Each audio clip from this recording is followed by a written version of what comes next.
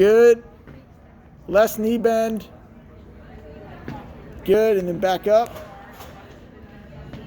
Pulling the hips through. Great. Slide the bar through, or slide the bar down the knees. Yep. Just do a couple reps here. Slight knee bend.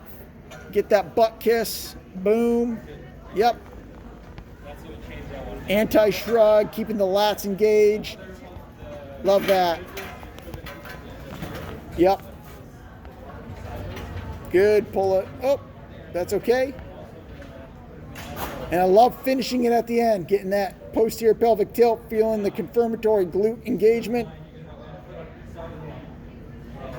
Good. Hip hinging. Love it. Nice proud chest. Good. Sliding it up. Brilliant. And that is your deadlift, your hip hinge. That is a safe pattern to load.